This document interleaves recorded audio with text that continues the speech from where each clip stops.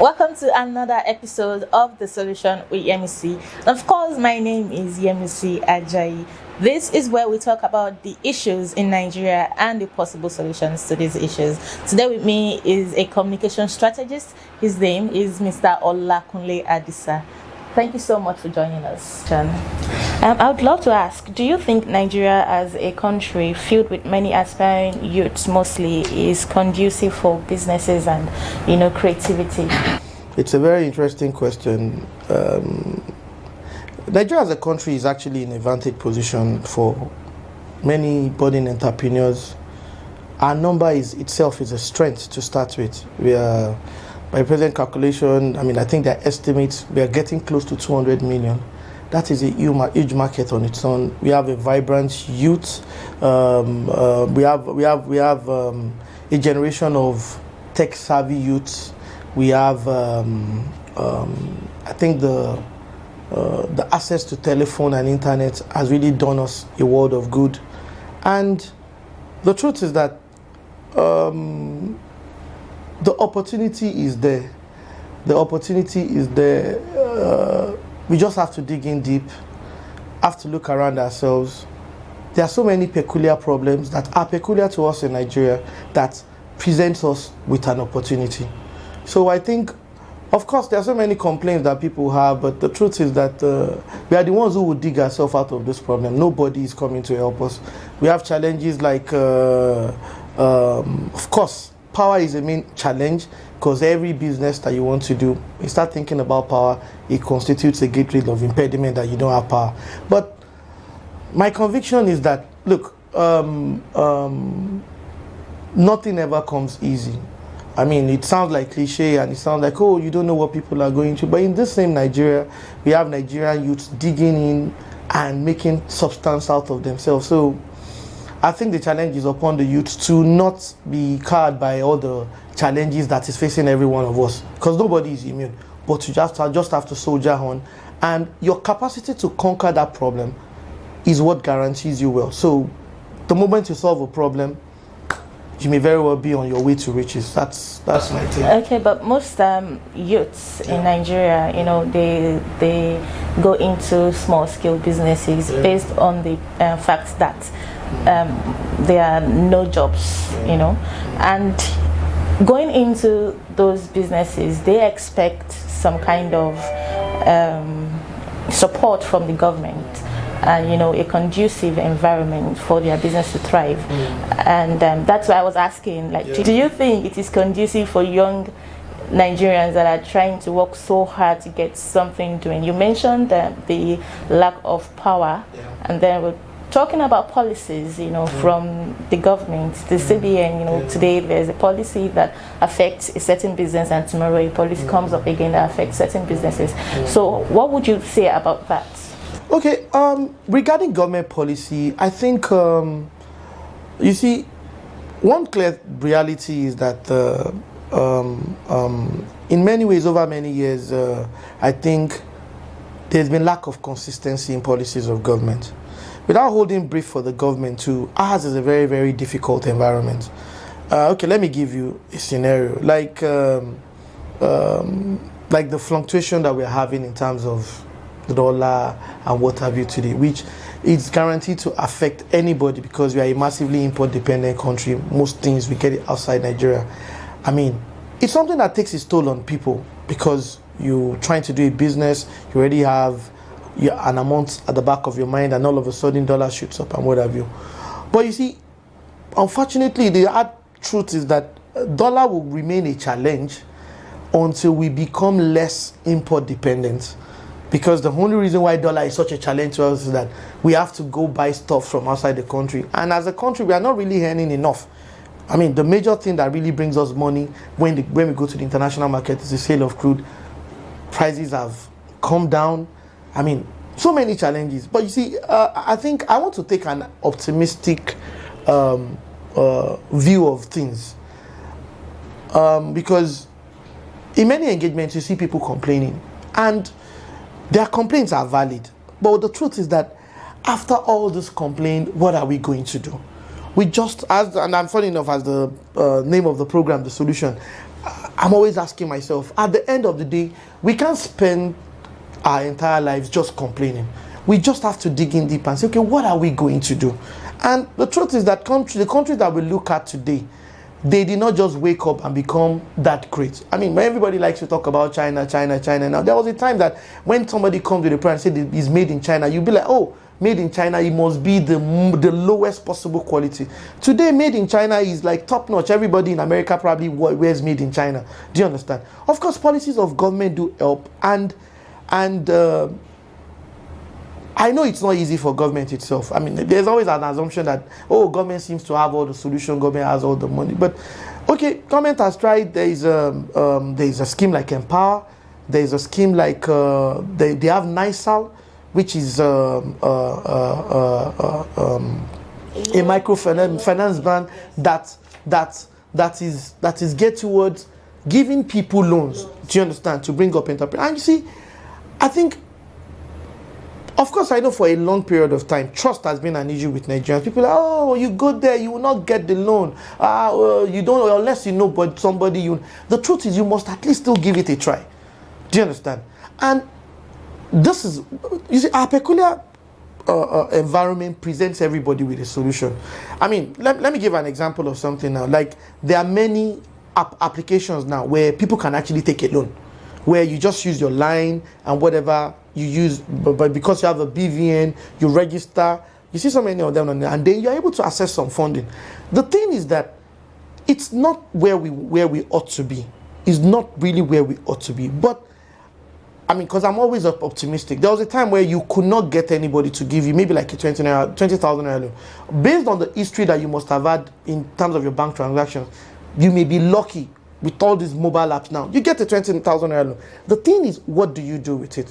Because most people in business, when people think about entrepreneurship, everybody is always asking, I want capital, I want capital. But you see, capital is not just enough to have capital. Are you able to, let's say, for example, you got some loans. You must be convinced in your business to the extent, you must also be resilient to the extent that you are able to pay off the loans and start earning profit. So, as I will say again, it's not easy. I mean, anyone will be in denial to say that, oh, it's better. But the question is, what are we going to do? Do you understand? Still talking about the problems in business these days. Okay. You know, also, we talked about power and dollar hike, economic policies and all of that. What about infrastructure? Because where I'm coming from is the fact that these things are supposed to be on ground, according to people, that these things are supposed to be on ground for people who are willing to, you know, do businesses, due to the fact that there is no employment in town or in Nigeria. There are no jobs. It's just what it is. Of course. So do you think that the governments are doing so much or are not doing so much in that area to make all these things available, all these resources available, like bad roads and, you know, all of that available for people who are interested in going into business? Okay, you see, the thing about, I think there's a massive misconception about when people use the word government. We have three levels of government in Nigeria. We have the local government, we have the state government, we have the federal government. And I think where we really have a challenge is that the focus really seems to be so much on the federal government. You know, I mean, we have 36 states of the federation and one FCT. We have how many local government? I think 774, except for the LCDs that some other states, I mean, there was a judgment that gave them liberty to form LCDs. But we have 774 local government. The truth is that my conviction is, if at every level of government, the state government can replicate, let's say, 3/4 of what the government is doing at the federal level, domesticated at the local government level, the impact will be felt by a substantial number of Nigerians. Do you understand? So I think when we engage government, the first challenge is that we should not just focus on the federal government. We should ask our state government, because they are closer to the people. And the local governments are even way more closer to the people. If we have an entrepreneurship scheme at the local government level, I mean, if you're in the local government, and the truth about entrepreneurship, first of all, government in any economy, government cannot employ everybody. It's just not possible. It's not practicable. And it will not happen. In fact, government is already overburdened with recurrent expenditure, paying salaries to many people who are just not doing anything. So when it comes to looking at government for jobs, I think it will be futile for all of us to be saying government give us jobs. However, government is duty bound to provide infrastructure. Are they doing enough? The truth is, government can never do enough. Government at all levels just have to keep doing more. Do you understand? If you're building infrastructures, okay, you're building a particular road, you're doing waterways, government always has to do more. But my own conviction is that people should not just look at demand from the federal government as much as you will, because you voted them into power. Demand, keep demanding. But don't excuse your state governor. Don't excuse your local government chairman, because when the time comes for election, they will come, they will promise you heaven and earth. Don't just give them a free pass, because if a state, if let's say for example, federal government says, oh, we have a NISA that is giving, let's say we have 20 billion naira to give to everybody in Nigeria. If your state is, if just one state now says, okay, we're giving 3 billion, that 3 billion in 36 states, that is already like 108 billion. And it's still Nigerians that will have access to it. So my response to this is that governments at other levels, the state government, keep asking the federal government to do more in terms of infrastructure. But demand from every single elected official. Don't allow anybody to go scot-free. As you make more demands, and the more of them that rise up to the occasion and do what needs to be done, the better for us all. Okay, so Nigerians should demand. Keep demanding, but don't excuse any level of government. Don't just, because you see the cliche thing and the convenient thing to do is check the pages of the government. Every time you hear people talk about government, the government, they are referring to the federal government. I'm not saying excuse the federal government. Keep asking. But you see, the truth is, your state governor also campaigned. Every month he gets allocation. He gets so much money on behalf of every one of you. Don't let him have a free pass. And local government, well, I mean, unfortunately for us, it appears like there's a real challenge with the local governments, because it appears like the state governments are really stifling life out of them. But there's still a level of, if you demand from them, maybe whatever inadequacies or whatever is wrong with that system will come to life. Make demands. It's been an interesting discussion with Mr. Olakunle so far. We'll be going on a break. We'll be right back.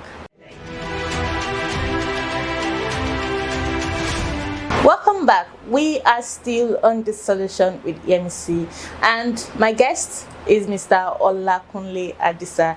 We're talking about the government's involvement in business and creative industry. Okay, so Mr. Olakunle, how would you rate the government's involvement in business and creative industry moving forward?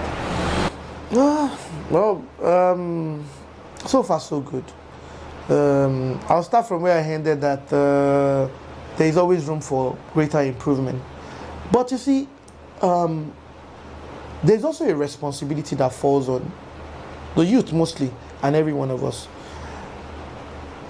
The truth about Nigeria as it is right now is that there are some problems that are peculiar to us, that it's only us that have that problem.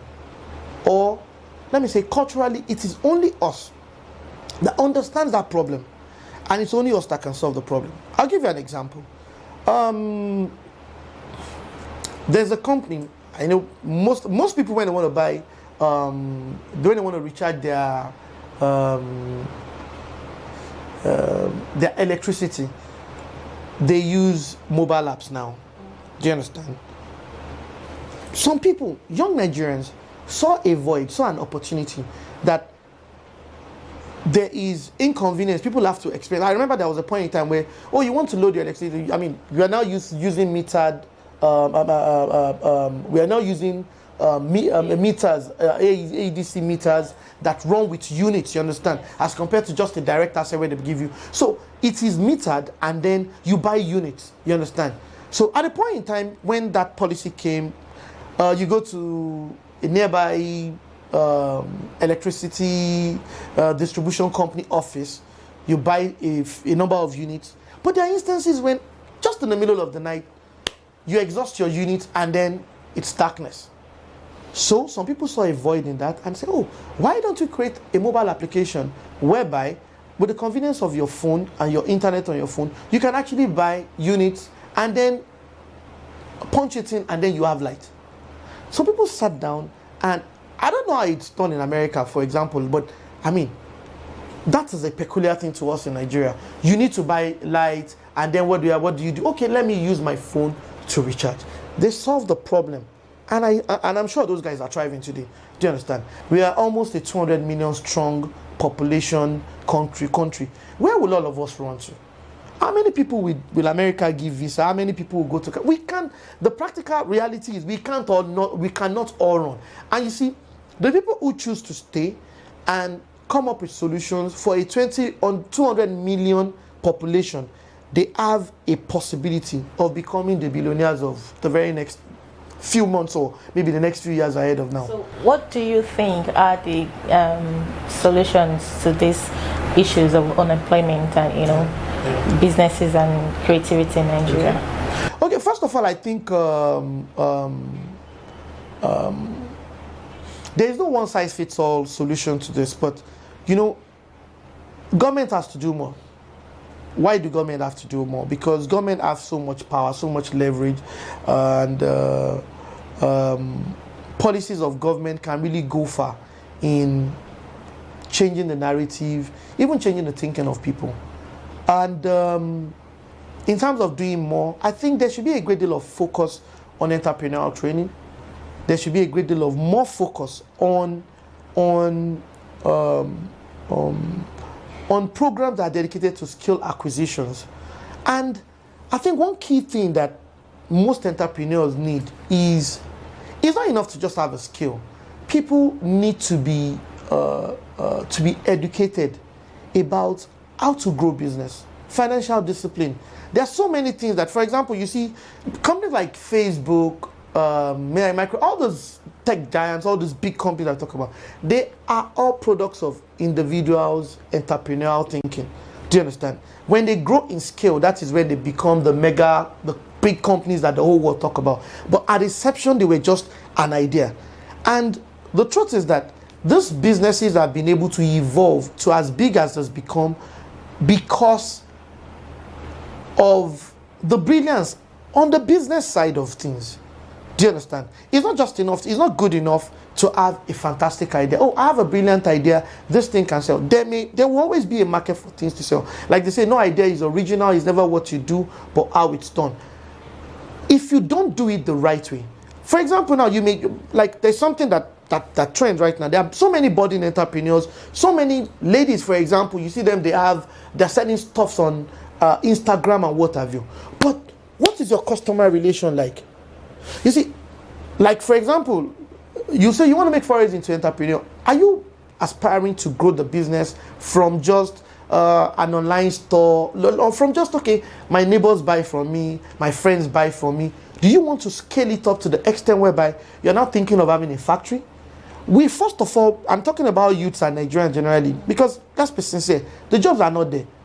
That's just the truth. We are in a dire situation, the jobs are not there. And you see, the moment we begin to have entrepreneurial businesses evolve into big companies, they will absorb people, they will employ people. That is the only leeway for. I mean, let me give you an example.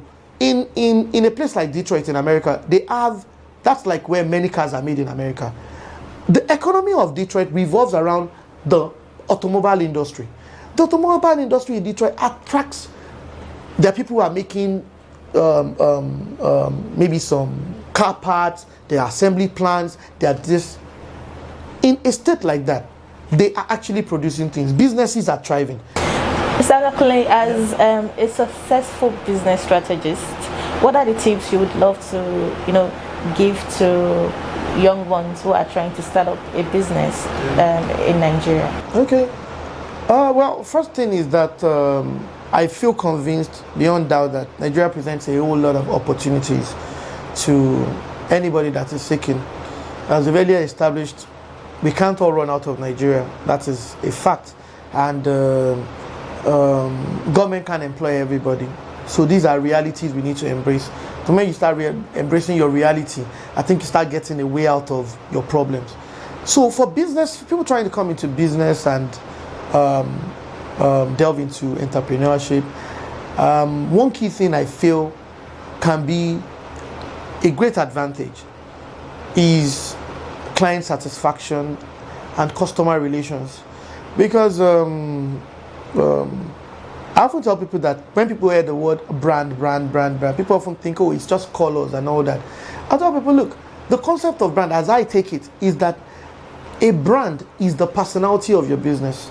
So, for example, now, if you have a friend and your friend is a kind person, that's a personality trait. If you have a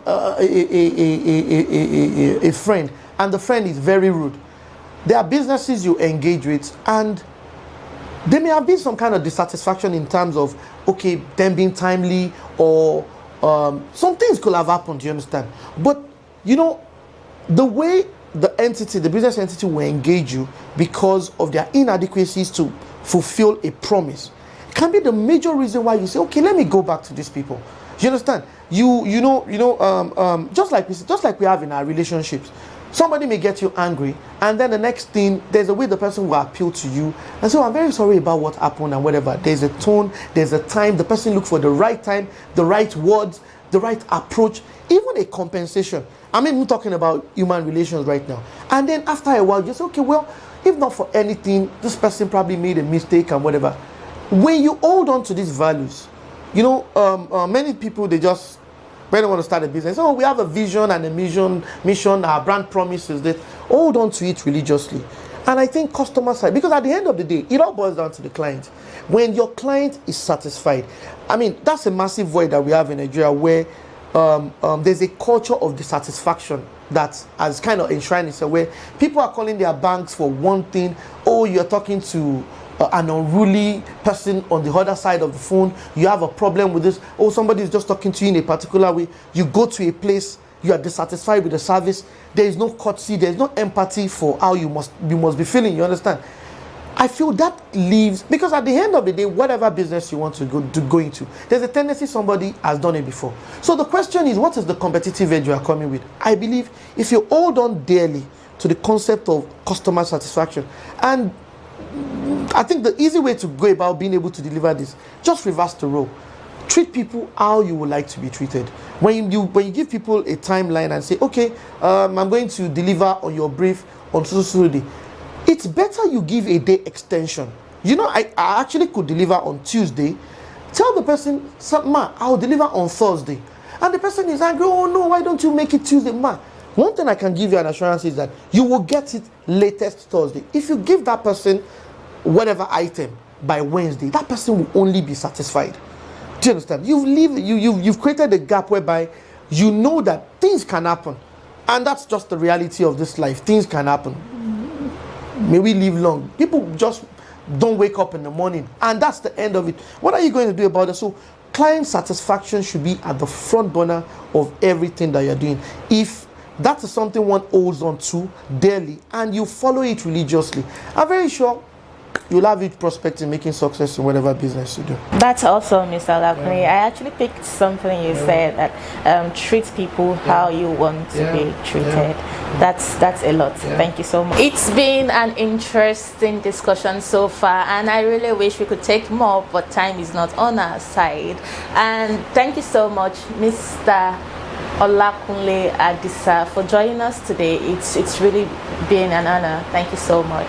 And my name still remains Ajayi Oluwa Yemisi, and you're still on The Solution with Yemisi. See you next week, and don't forget, treat people the way you want to be treated.